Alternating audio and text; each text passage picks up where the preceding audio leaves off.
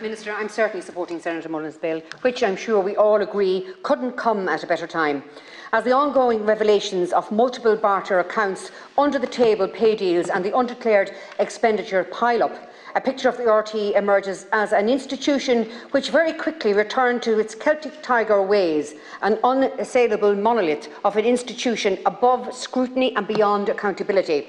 As always, there were the ins and the outs, the ins, the D4 cabal, who sat perched atop the pyramid, called the shots and enjoyed the giving and receiving of what seems more and more like the old school Irish favourite for the lads. The outs, of course, are the normal workers, the admin staff, the auto technicians, the light engineers, the people who worked and turned up every day, put in the work and took home a modest paycheck at the end of the month with no brown envelopes routed through a talent agency contract to supplement it. In all of this, and the damage that's going to be done by the actions of the ruling class, I really do feel that these honest workers, and I think that we should be mindful of them in our contributions.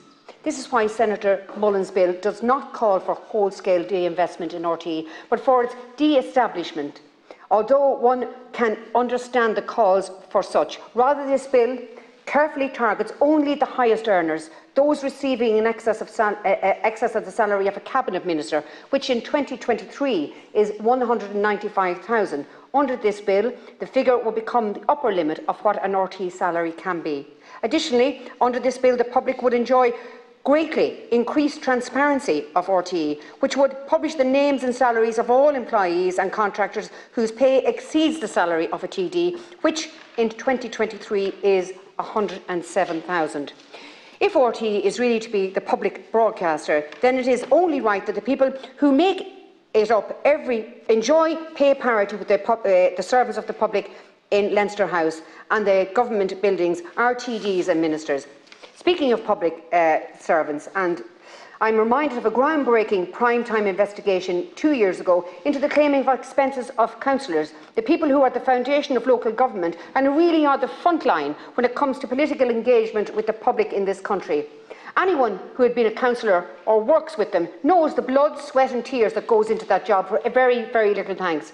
And 2 years ago, the double-dealing bigwigs at RTE thought that these people needed to have a team of reporters stuck into their paper trails to make sure that everything was above board.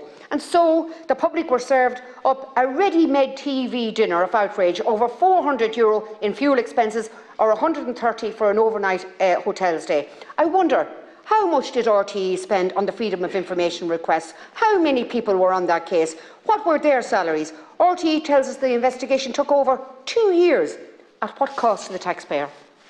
All the while, the Celtic Tiger was alive and roaring within RTE's own walls, with tens of thousands in cash being splashed on golf outings, pre-show dinners for the lads, exclusive London club memberships and 200 pairs of flip-flops.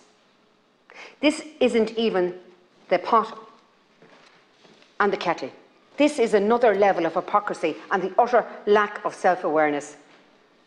I think that it really is time for change when it comes to RTE. Some people have floated the idea of splitting RTE into different regional bodies. Independent studios in the northwest, Galway, Sligo, the southwest, Cork, Killarney, the southeast, Wexford, Waterford, Kilkenny. Should we be using this opportunity to break the Dublin 4 dominance of national thinking once and for all? It's certainly something worth investigating.